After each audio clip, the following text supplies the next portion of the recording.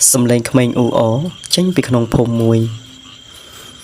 Coming, non kneeling lang sập bài, nơi còng đam chơ muối, miến, mà lốp trật chân trật chay. Đam chơ nốt, cứ chỉ đam pring, nơi một té lục bộ đường. Coming, tay ta mà lên, nơi mà lốp đam pring nốt. Protha tì nốt đầy viên thốn, hai mà lốp trật chẹ. Được coming, biết tay ta một lên nơi tì nốt. Coming kla, con lên bánh kli. Coming kla, con lên chu. Chầm này ai coming sấy, con lên nốt cả su. Hai con lên chắc đánh chạp này cứ chia lớp bánh bồ ràn khmer đại cha tay ta nôm con trai lên nụ anh đam pring ní cứ chỉ một tè rồi bỏ bù đường đại bù đường có rút nơi sọp ngày hay đầy ní đái cứ chỉ ở buộc rồi bỏ quạt chạy ỏi tăng bị dù nằm một hồi chấm này cả đam pring vĩnh mình đang nơi tăng bị chấm non nano thì cứ đam pring ní thôm tái mền tên nơi ngày mùi khmeng pe đai vì lên nơi ai còng đam pring đó một lúc chân thì chơi nô pe nô sạp tại vì chlu khnia khmeng mười crom có chắp đam vậy khnia từ vinh từ màu pe nô ở bụng mà đai khmeng có ban mà khọt hay có ban mà mờ pe nô khmeng có vai trong côn bự đường đại trí mới cha té nô anh nơi ngày nô bự đường có sờ văng mình tịch đai pe nụ khmeng có ban chịu khné mùi prai pe nụ bự đớn cốt có ban khơi cồn nó bạc quạt cầm pong tay ông cùi dùng đòi xa tại khmeng cầm pong tại thử bạp cồn cọt nụ anh bự đớn khang khăng ná cốt có ban rụt chành từ cài hai có đây oi khmeng tha nè bộ khmeng đây có anh lên bẹp nì miền mà lốp oi lên hới đây có lên vai khné mình trẻ nòm khné lên tê ấy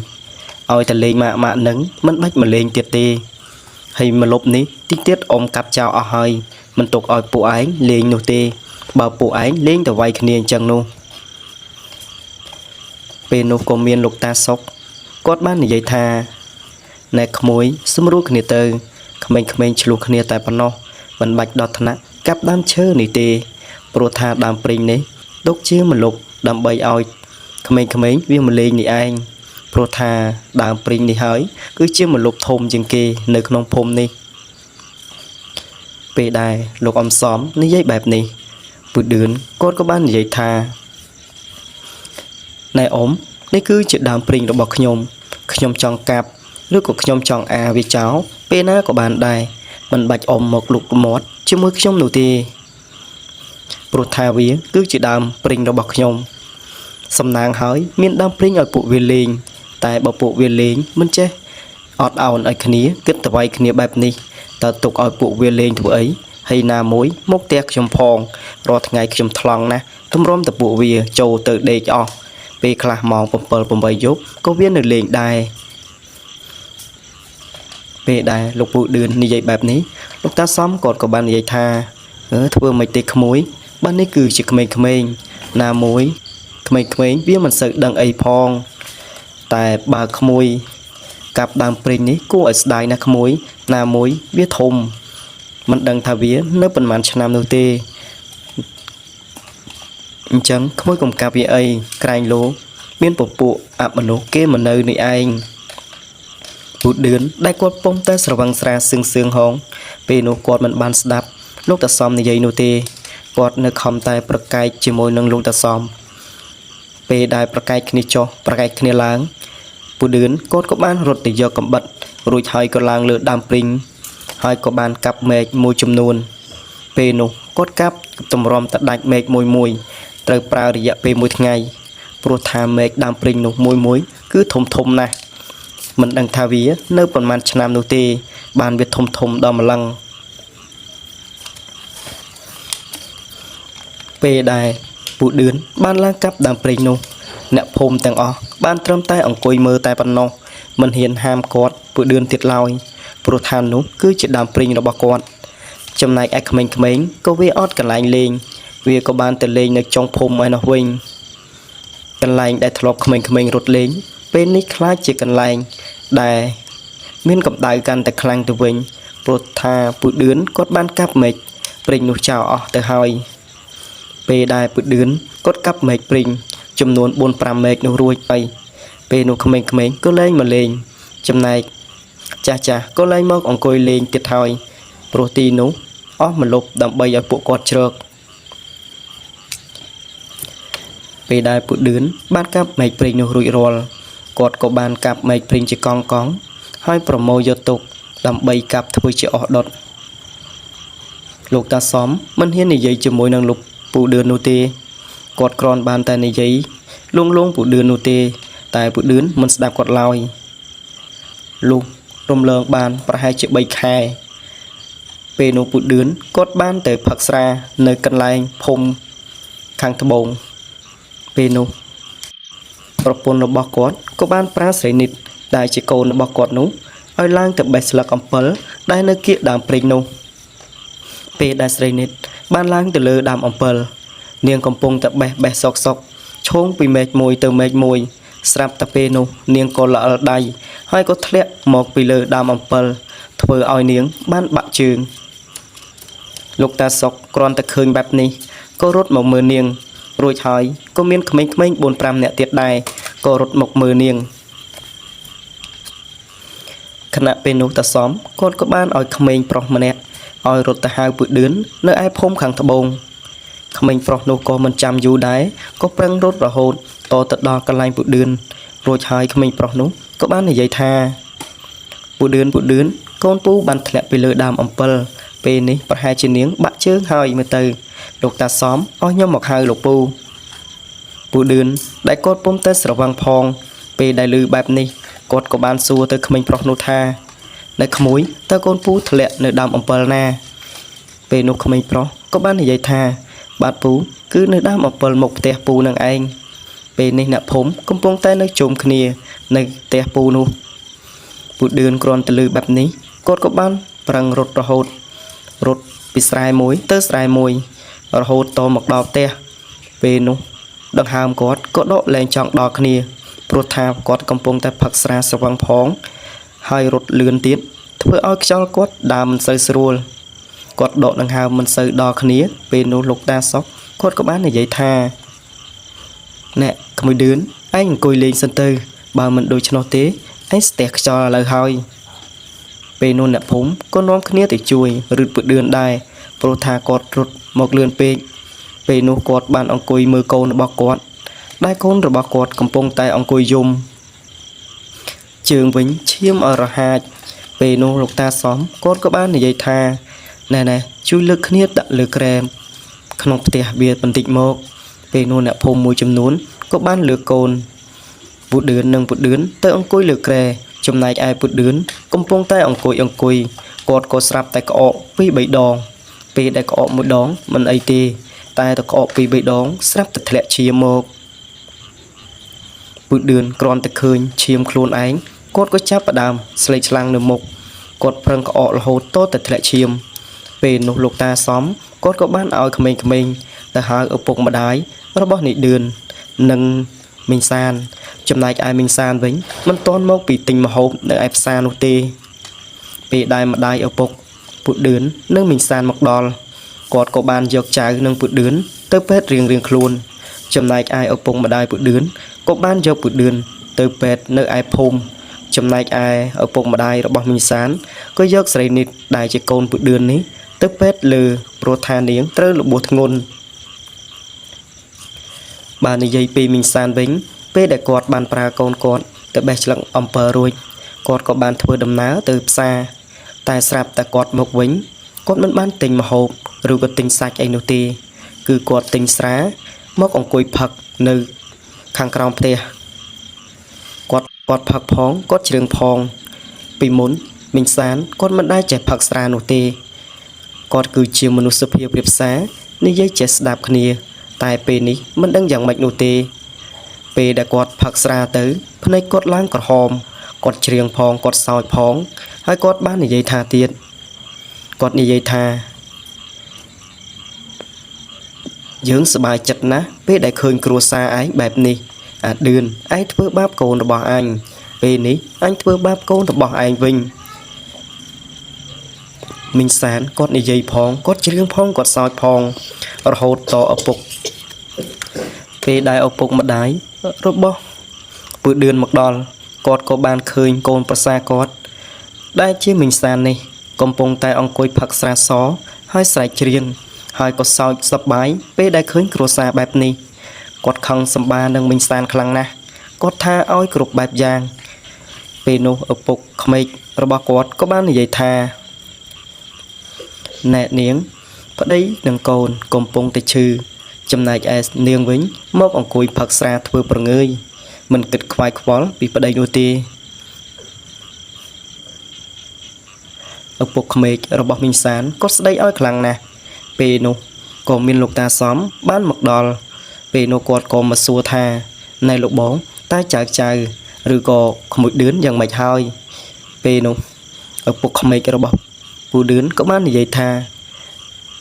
បាទលោកបងវាបានធូរហើយចំណែកឯចៅស្រីខ្ញុំ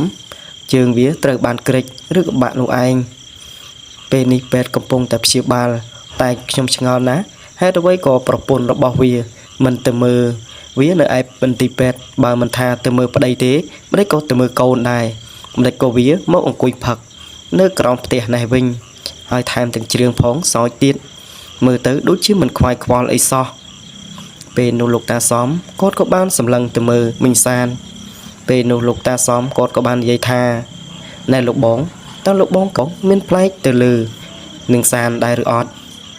ចរិតនាងមិនមែនអញ្ចឹងនោះទេតែទើបតែថ្ងៃនេះទេនាងចេះផឹកស្រាហើយចេះស្រែកច្រៀងអាឡែឡូ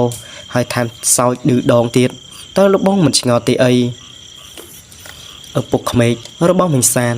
ពេលដែលឮបែបនេះហើយទើបគាត់ចាប់អារម្មណ៍ថាមីងសានប្លែកមែន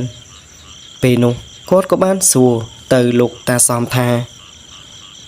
អញ្ចឹងតើយើងធ្វើយ៉ាងម៉េចទៅលោកបងខ្ញុំក៏មិនបានដឹងដែរព្រោះថាអាឡ័យតែខឹងនោះអីតែខ្ញុំមើលទៅកូនស្រីរបស់ខ្ញុំនេះមើលទៅដូចជាវាប្លែកយ៉ាងម៉េចនោះទេពេលនោះលោកអ៊ំសំគាត់ក៏បាននិយាយថាមិនអីទេលោកបងចាំមើលខ្ញុំទៅសួរនាងបន្តិចណែនាងសានតើនាងមិនគិតទៅមើលប្តីនាងកូននាងទេអីកំពុងតែដេកនៅឯពេទ្យពេលនោះនាងសានសម្លឹងមកមើលមុខលោកតាសំហើយបើកភ្នែកធំឡើងក្រហមឆាលហើយមកនិយាយថាមានរឿងអីឲ្យយើងទៅមើលវាយើងបន់ឲ្យវាងាប់ណាស់យើងបន់ឲ្យវាងាប់យូរណាស់ហើយវានេះហើយធ្វើបាបកូនរបស់អញពេលដែលនិយាយបែបនេះរួចនាងក៏បានសោចហើយរំក៏សប្បាយឡើងពេញផ្ទះតែម្ដងពេលនោះលោកតាសំនិយាយបែបណាក៏នាងមិនឆ្លើយដែរពេលនោះលោកតាសំគាត់ក៏បានឲ្យឪពុករបស់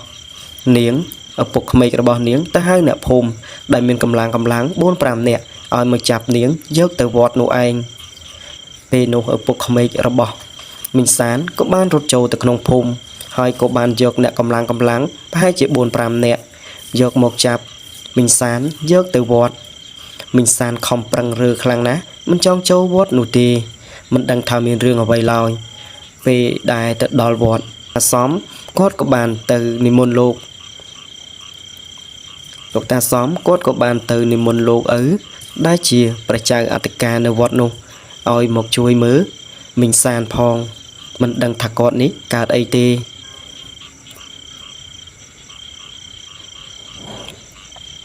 មួយសន្ទុះលោកឪគាត់ក៏បានមកដល់ហើយគាត់ក៏បានមកសួរនាំមីងសានថាណែនាងតើនាងគឺជាអ្នកណាបានជាមកចូលនាងសានបែបនេះពេលនោះព្រាយក៏វាមិនឆ្លើយដែរវាធ្វើមិនដឹងមិនឮពេលនោះតាសំគាត់ក៏បាននិយាយថាណែលោកឪនាងសានប្លែកណាស់ដូចជាមានព្រាយចូលអញ្ចឹងសូមលោកឪជួយនាងផងលោកឪឲ្យឆ្ងាត់មាត់គាត់កំពុងតែសួរពេលនោះលោកឪក៏បានសួរថាណែនាងតើនាងមកពីណាហើយទៅណាបានជាចូលខ្លួនគេនេះពេលនោះនាងសានដែលជាព្រាយចូលក៏បាននិយាយថាអញមកយកជីវិតវាព្រោះថាវានេះហើយដែលបំផ្លាញគ្រួសារអញពេលនោះលោកឪក៏បានសួរថាតើគ្រួសារនាងសាននេះទៅបំផ្លាញគ្រួសារនាងយ៉ាងម៉េចនាងអាចប្រាប់បានឬទេពេលនោះព្រាយគេក៏បាននិយាយថា ការប្រមាណខែមុនវាបានឡើងកាប់ដើមព្រីងនៅមុខផ្ទះរបស់វាបានកាប់ដើមព្រីងនោះពេលដែលកំពុងតែកាប់កូនរបស់អញបានរត់ចុះមកក្រោមពេលនោះមេឃព្រីងក៏បានធ្លាក់សង្កត់កូនរបស់អញធ្វើឲ្យវាក្អួតឈាមហើយស្លាប់បាត់ទៅចំណែកឯកូនអញមួយទៀតក៏ត្រូវបាក់ជើងពេលនេះពួកវាបានទទួលកម្មផលបន្តិចម្ដងហើយ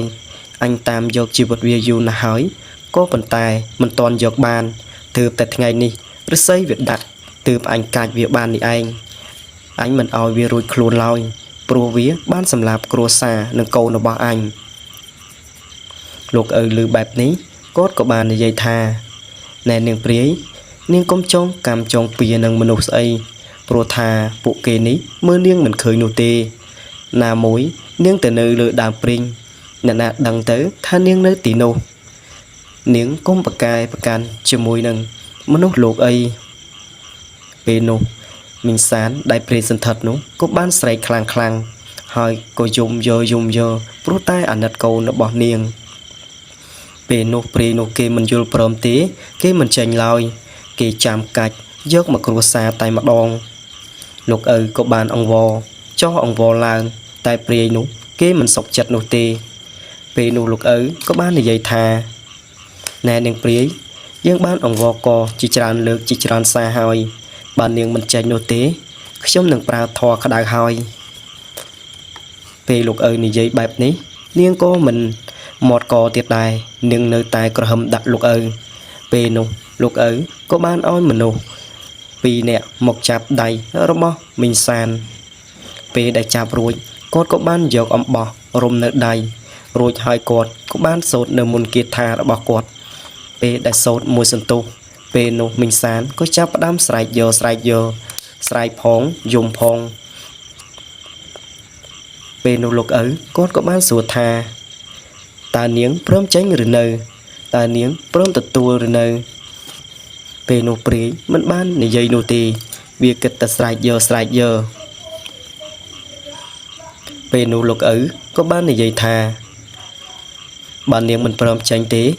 ខ្ញុំនឹងសង្កត់វិញ្ញាណនាងមិនឲ្យនាងទៅចាប់ជាតិឬក៏ចេញបាននោះទេខ្ញុំនឹងរំលាយប្រលឹងរបស់នាងហើយពេលដែលលោកឪនិយាយបែបនេះលោកឪក៏បានសូត្រនៅមន្តគាថាបន្ថែមពេលនោះមីងសានដែលមានព្រាយសន្ធិដ្ឋនោះក៏បានស្រែកយកហើយក៏បានអង្វរលោកឪថាលោកឪខ្ញុំខ្លាចហើយខ្ញុំរៀងហើយខ្ញុំឈប់ហើយដោះលែងខ្ញុំទៅពេលនោះលោកឪក៏បាននិយាយថាយើងដោះលែងបានតែនាងហាមមកធ្វើបាបគ្រួសារគេពេលនោះស្ត្រីដែលជាព្រាយនោះក៏បាននិយាយថាខ្ញុំឈប់ហើយឲ្យតែគេសែនឲ្យខ្ញុំទៅខ្ញុំឈប់ហើយពេលនោះលោកឪក៏បាននិយាយថាតើនាងចង់បានអ្វីពេលនោះព្រាយគេក៏បាននិយាយថាឲ្យគេសែនមន់ឆ្ងៅខ្ញុំពីរទៅខ្ញុំនឹងឈប់យកកម្មយកពៀគេទៀតហើយខ្ញុំនឹងចេញឲ្យឆ្ងាយពីភូមិនេះពេលដែរនិយាយរួចរាល់ជាមួយនឹងលោកឪពេលនោះព្រាយក៏បានចេញពេលនោះលោកឪក៏បានយល់ព្រមពេលដែលយល់ព្រមរួចលោកឪក៏បានប្រើព្រាយឲ្យចេញពេលនោះព្រាយគេក៏បានហោះចេញពីសម្បកកាយរបស់មីងសានទៅពេលដែលព្រាយហោះចេញពីសម្បកកាយមីងសានរួចមួយសន្ទុះធំមីងសានគាត់ក៏បានដឹងខ្លួនឡើងវិញពេលដែលគាត់ដឹងខ្លួនឡើងវិញគាត់ភ្លេចគ្រប់បែបយ៉ាងគាត់នឹកឃើញតែប្តីគាត់និងកូនរបស់គាត់ដែលកំពុងតែរបួសធ្ងន់នោះឯងពេលនោះគាត់ក៏បាននិយាយជាមួយនឹងលោកឪហើយក៏និយាយជាមួយនឹងឪពុកក្មេកឬក៏លោកតាសំទៅសុំទៅមើលប្តីរបស់គាត់និងកូនរបស់គាត់ពេលនោះលោកឪក៏បាននិយាយថាណែនាងសាននាងកុំភ្លេចសែនសំណែនឲ្យព្រាយផងព្រោះថាព្រាយគេបានឲ្យនាងត្រូវតែសែនឲ្យគេបើមិនដូច្នោះទេនាងត្រូវតែមានគ្រោះឬក៏មានគ្រោះទាំងគ្រួសារតែម្ដងពេលនោះមីងសានគាត់ក៏បានយល់ព្រមហើយគាត់ក៏បានជម្រាបលាលោកឪត្រឡប់ទៅផ្ទះវិញទៅពេលដែលទៅដល់ផ្ទះ គាត់ក៏បានស្រវាតទៅមើលប្តីរបស់គាត់និងកូនរបស់គាត់រួចហើយក៏បានយកមកផ្ទះវិញពេលដែលយកមកផ្ទះរួចគាត់ក៏បានរៀបចំដង្វាយសែនព្រាយនោះពេលដែលសែនរួចរាល់ពេលនោះគ្រួសារគាត់ក៏លែងទៅបំពេញគេទៀតហើយជាពិសេសពូឌឿនគាត់លែងហ៊ានទៅកាប់ដើមឈើណាដែលមានទំហំធំធំដែលមានគេរស់នៅចំណែកឯកូនស្រីគាត់វិញក៏លែងហ៊ានឡើងលើដើមអំពិលទៀតហើយចាប់ពីពេលហ្នឹងមកពួកគាត់លែងហ៊ានកាប់ដើមឈើធំធំគាត់ក៏គោរពចាស់ចាស់ដែលនៅទីនោះដែរសាច់រឿងរបស់បងឌឿនក៏សូមចប់តែត្រឹមនេះអរគុណពុកម៉ែបងប្អូនទាំងអស់គ្នាដែលចំណាយពេលដ៏មានតម្លៃតាមដានសាច់រឿងមួយនេះជួបគ្នានៅវីដេអូក្រោយសូមអរគុណ